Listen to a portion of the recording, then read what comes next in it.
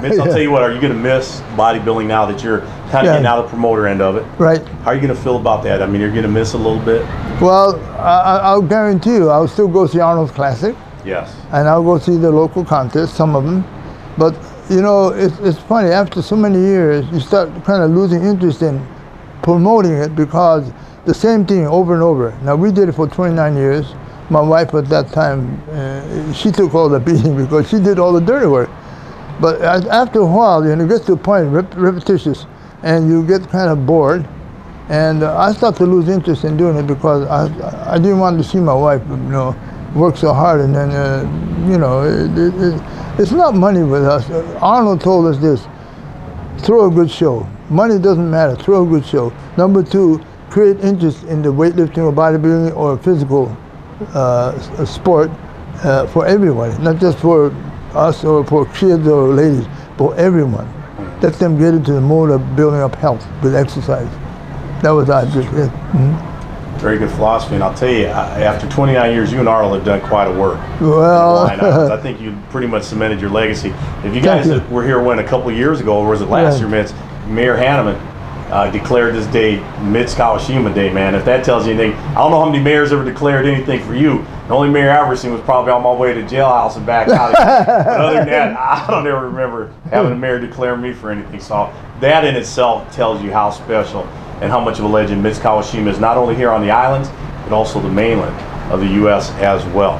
Now, Mitch, gosh, man, we span so many people. We're talking about Bill Pearl, Reg Park, I mean, Sergio Oliva, Franco Colombo. Unbelievable characters you met. Absolutely. As well as guys like Jack LaLanne. Oh, fantastic Clint guy. Eastwood. I mean, this guy's tied in with everybody you can think about. Right. Clint Eastwood. I had the pleasure of meeting him at the Arnold birthday party. And he's just like in the movies. Well, I asked him to take a picture with me. He says, well, you know, Mitch, come on. And he grabbed me, then we took a picture. And he talks just like in the movies. He wasn't put on, you know. Everything. Yeah. He didn't ask you, do you feel lucky that day? No. No, he said, hey, Mike, come on. And we took a picture. And just happened that the Marine Travis, Bobby Travis, was there, the brother. And he said, lend me your camera, Mitch. So he took a picture. We had a nice picture of 8x10 made. And the guy is a very, very, very nice guy. He's quiet. He's tall. And he looks just like in the movies. You know, a lot of time you see a guy that doesn't look like in the movies, but this guy looks just like in the movies. You know, you see him in the movies, same way. And he acts the same way. You know, he talks like that jaw, you know, that slow jaw. I said, Jesus Christ, this guy doesn't put on the act, you know. He's a real stuff. That was Clint. That was Clint Eastwood, he said. I ain't have spit on me like he did in Outlaw Josie Wells or whatever movie that was. Yeah. Remember he spit on the bug? Anyway, that's a whole new story. Yeah. And when I ran into Mr. T one time, believe it or not, same thing, sound exactly the same off screen as he did on screen. Tell me your favorite Dave Draper story. You got a good one on Dave? Well, Dave came to our islands here with Arnold to guest pose. And there's one guy I've never seen. You know, when you get near him, you feel like you're floating, kind of a serene attitude. You know, he doesn't say much, but boy, he's such a great guy. And you know, one thing about him, he's very good with his hands. He makes furniture out of great big pieces of lumber, you know. And he made a bed for Arnold. Jesus, man, I told Arnold, hey, his girlfriend, you know, is a little tiny. I said, what do? You throw up in the bed every night? He said, yeah.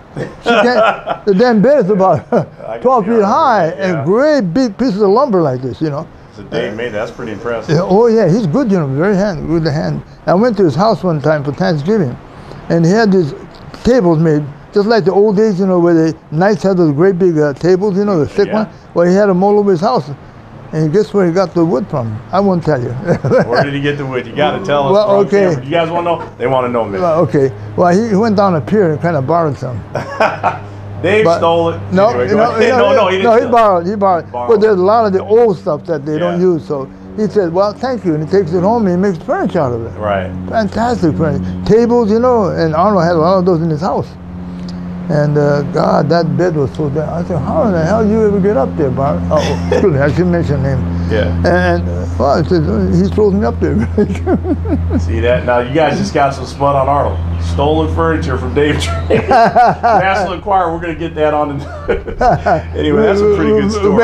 We'll edit that out, don't worry. Yeah. But